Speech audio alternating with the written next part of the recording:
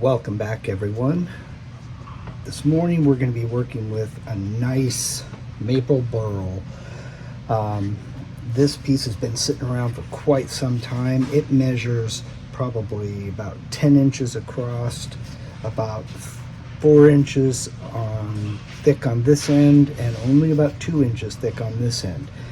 My biggest concern is just keeping this thing on the lathe today, because this side, which will end up being my top, I've got to make sure it attaches safely to the headstock. So what I'm going to try to do is get a tenon on here somewhere as quickly as I can, and then flip it around and put it on the lathe so I can secure it safely.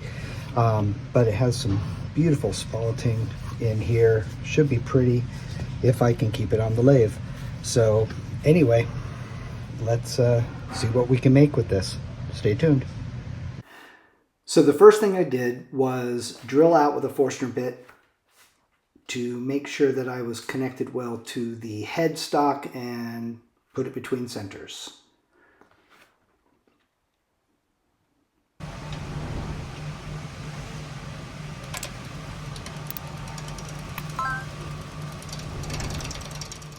This piece was pretty well centered. I did trim it up a little bit, obviously, before I put it on the lathe so it wouldn't wobble around too much. And I drilled in pretty deep on the backside to make sure that this thing wasn't going to jettison itself off the lathe. And it seemed pretty secure. Just taking it nice and slow and whittling away a little bit on what will be the bottom, and getting it to where I can put a tenon on this. If I can make a tenon on this, there are so many voids, but all you can do is try, right?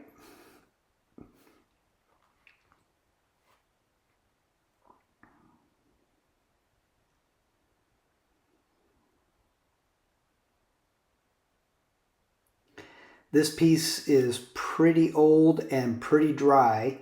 The gentleman that I got it from, I bought a few pieces that he was trying to clear out from his shop in Western North Carolina. And I bought a few pieces and he just gave me this one. As I was kind of going through and as I saw the other side with all the voids, I kind of thought, well, now I know why, because no, maybe he didn't know if this thing could actually turn and stay on, especially the other side. But we're going to plug away and be persistent.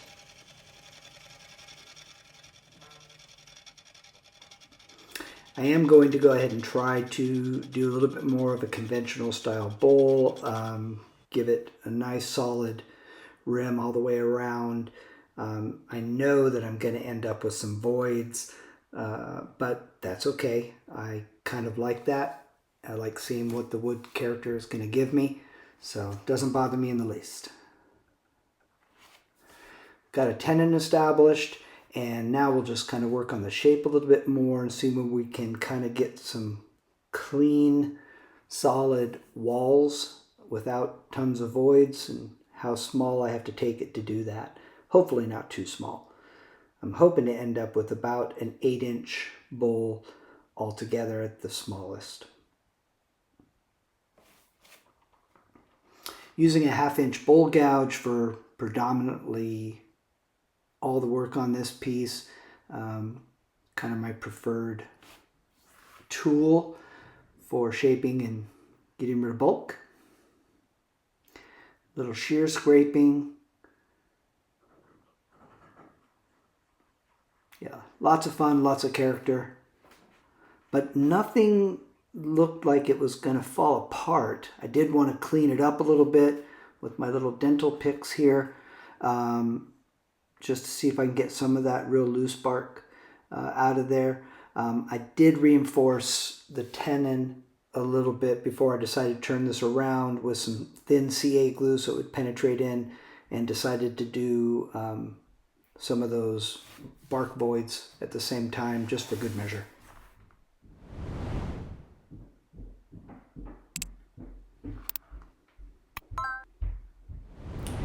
get a little sanding going up to about 400 grit. Obviously because of all the voids and everything, I won't be putting any sanding paste on because it would just get stuck in there.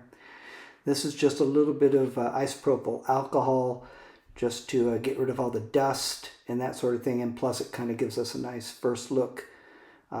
Beautiful, beautiful grain and amazing character to this burl.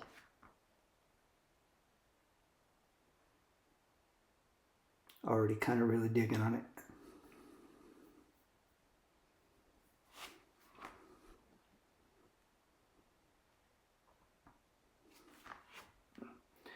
Time to get this turned around and put in a chuck and see if we can get the inside turned into something that resembles a bowl. This was a little spooky at first because I didn't want to put the gouge in there too much, obviously. So just started really going slowly and getting it to the point where I could kind of enter and start the hollowing process. First thing is to get this nice and flat with as much wood as I had to work with.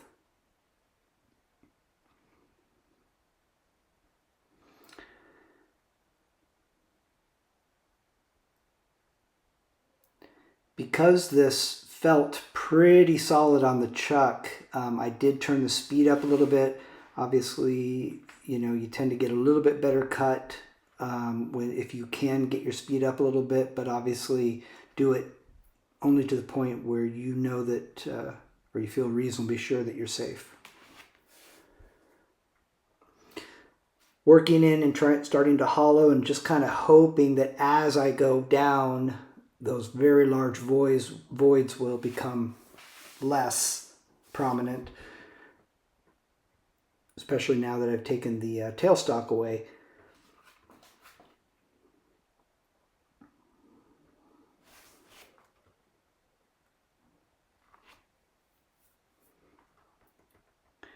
This burl turned very well, to be honest. I mean, obviously there was some bumpiness and I was cutting through air a good amount of time, but all in all, the wood was terrific and cooperated very, very well.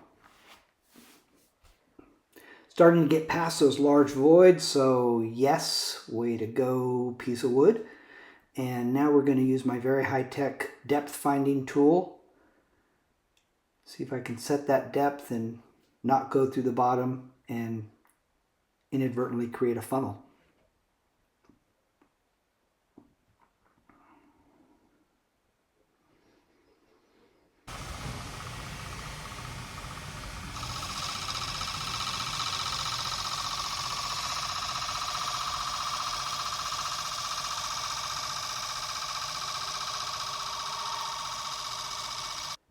Because we're going to have some voids and there's a pretty good chance that we're going to be able to see through this piece in some areas, I wanted to make sure that the wall thickness was not too thin.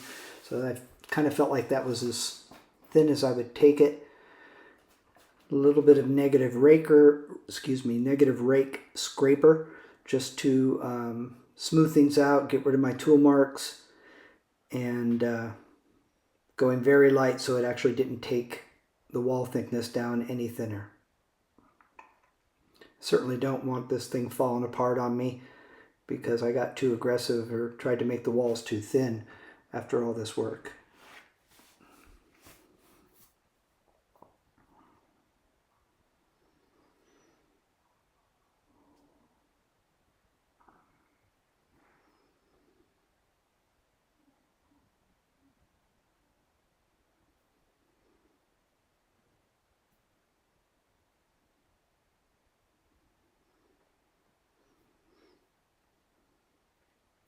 Wanted to round off that inside edge a little bit so it wasn't super sharp. And we'll put a little sandpaper on it, take it to about a 400 grit before we put some tung oil on as a finisher.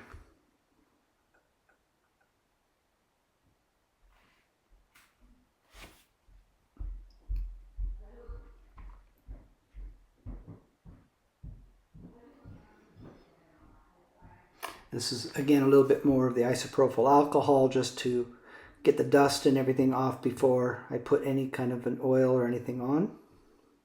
Really pretty stuff.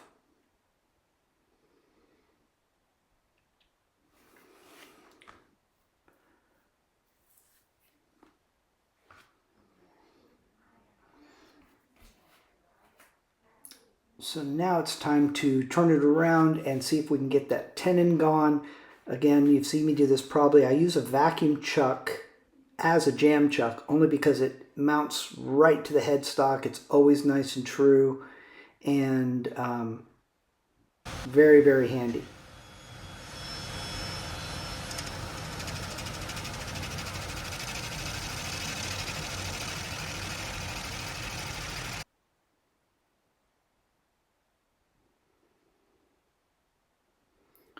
So we will just get this down and make sure that that base has a nice solid foot and is concaved so it sits on the foot, not on the center of the base, because then it would be wobbly.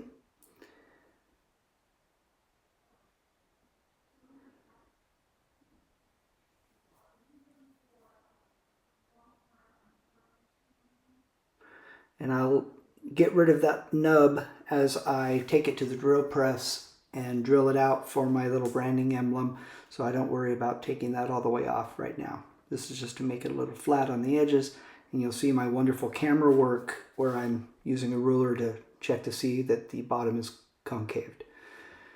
And trust me, it was. Sand and finish off the bottom a little bit. I know it's self-explanatory, but... And we'll get a little tung oil on and see what we're actually looking at.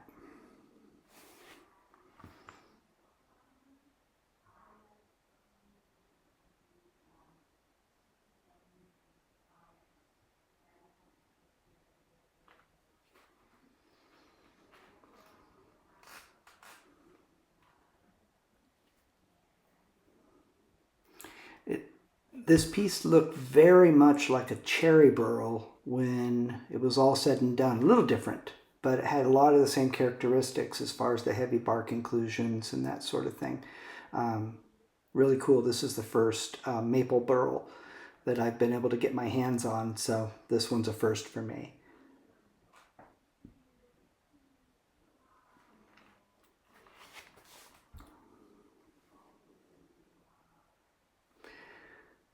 Stay tuned for the after pics. They are coming up in just a minute here. If you like what you're seeing, please consider subscribing, hit that notification bell, and support the channel. It's free, and it really means the world when people do that. So thank you so much, and appreciate all the support.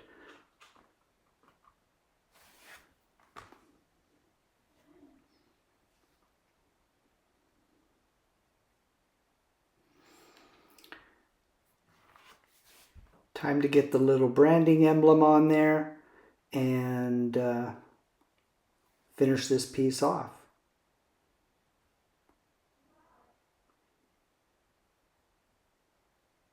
Again, stick around for the after pics, and thank you again so much for your support, and I will see you next time.